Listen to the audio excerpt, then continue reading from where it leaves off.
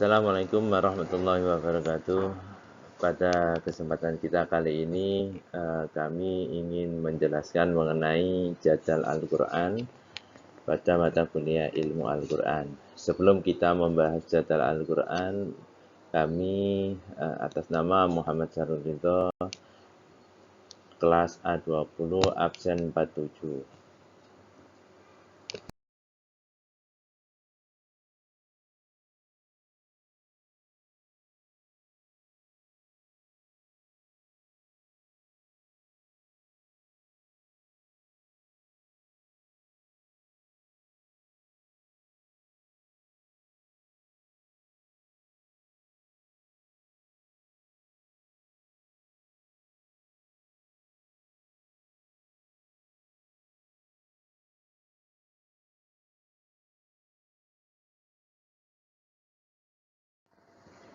Definisi jadwal Al-Quran.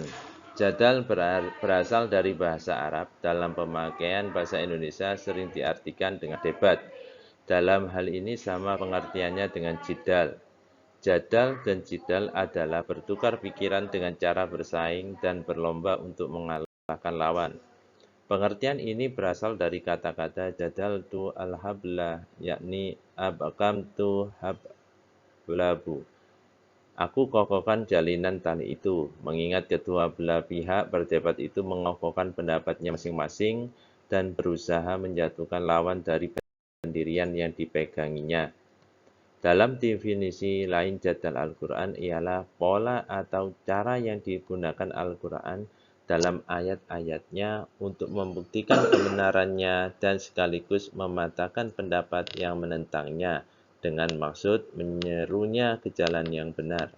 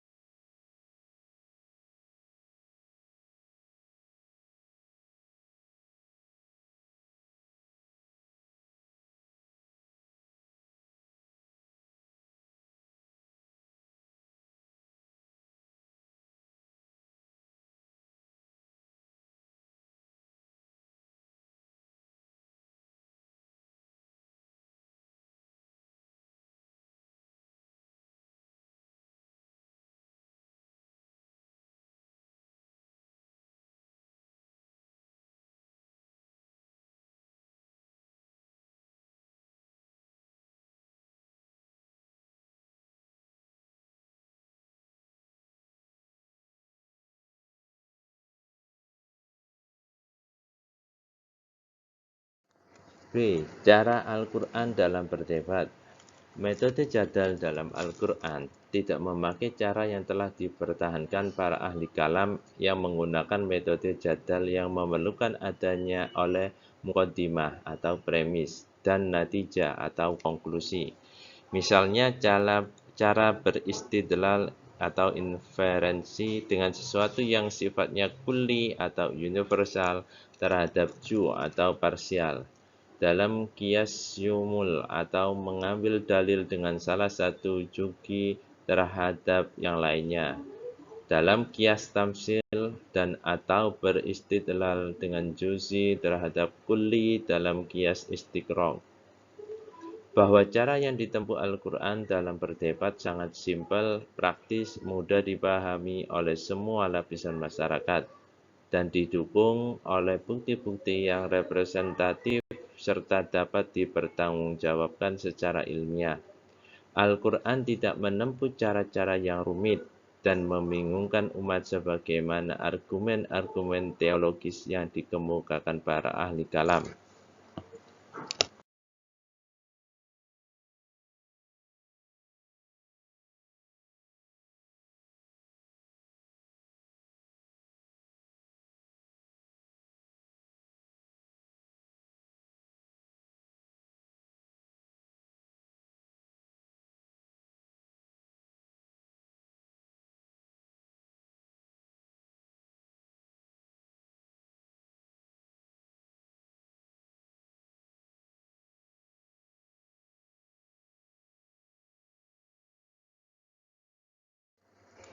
C. Macam-macam jadal Al-Quran. Yang pertama yaitu memperkenalkan atau al-ta'rif, ialah Allah memperkenalkan dirinya atau makhluknya untuk membuktikan wujudnya. Dikarenakan Tuhan tidak dapat dijangkau oleh indera manusia, maka untuk memperkenalkan dirinya, Tuhan menjelaskan sifat-sifat yang dapat dipahami oleh manusia. Yang kedua yaitu al-tazaziyat, ialah bagian-bagian yang disebutkan dalam suatu ungkapan memberikan argumen atas kebenaran yang dibawa oleh ayat-ayat tersebut. Yang ketiga, umum dan khusus, ta'mim dan takhsis, ialah mula-mula Tuhan menyebut sesuatu secara umum, kemudian diikuti dengan penjelasan secara rinci. Yang keempat, sebab akibat atau al-ilat wal ma'lul, ialah hubungan antara berbagai kasus yang membentuk bagian-bagian dari hakikat wujud sehingga tampak wujud satu bagian darinya merupakan akibat dari bagian yang lain. 5. Mempertentangkan atau al-muqabbalat, ialah mempertentangkan dua hal yang salah satunya diantaranya mempunyai efek yang lebih besar wujudnya dibanding yang lain, seperti pertentangan antara Allah Subhanahu wa Ta'ala dengan berhala-berhala yang disembah kaum musyrik. Yang keenam, mengemukakan perumpamaan atau tamsil, ialah perumpamaan dari suatu argumen amat penting karena sebagaimana diketahui bahwa hal-hal yang bersifat abstrak dan sulit dibayangkan, maka dengan menggunakan tamsil, hal serupa itu tampak dengan jelas, sehingga seakan-akan dapat dipegang dan diraba, serta sekaligus hal itu menjadi bukti atas kebenaran informasi yang diberikan. Urgensi dalam mempelajari ilmu jadal. Al-Quran diturunkan oleh Allah melalui penyampaian dari Nabi sebagai rahmat dan petunjuk bagi manusia. Sebelum Nabi Muhammad SAW diutus menyampaikan risalahnya, keadaan orang Arab pada waktu itu sangat bejat moralnya dan masih menyembah berhala. Sehingga Nabi Muhammad SAW butuh waktu yang panjang untuk mengembalikan pada akidah yang benar. Di samping itu, orang Arab sangat keras wataknya, tapi masalah bahasa sangat menguasai dan pakar dalam hal itu. Sehingga ketika mereka menerima ajaran Rasulullah SAW, mereka sering menentang, bahkan mendustakannya. Di antara hikmah yang bisa diambil adalah satu, ketinggian bahasa Al-Quran membuat mereka tidak mampu menandinginya. Yang kedua, bahasa Al-Quran sangat halus dalam mendebat. Yang ketiga, betapapun orang Arab sangat mahir dalam bahasa, mereka tidak mampu menjawab Al-Quran. Yang keempat, menunjukkan bahwa manusia itu sangat terbatas pengetahuannya, yang tidak patut untuk menyombongkan dirinya. Yang kelima, Al-Quran menerangkan bahwa dalam menyampaikan ajaran atau mengajak kepada kebaikan diharuskan dengan cara yang sopan santun, sehingga orang menjadi tertarik untuk mengikutinya.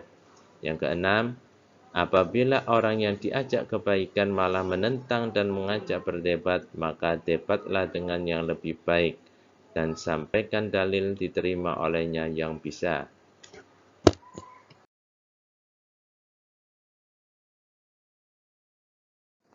Demikian penjelasan singkat kami. Atas perhatian dan kerjasamanya diucapkan terima kasih. Wassalamualaikum warahmatullahi wabarakatuh.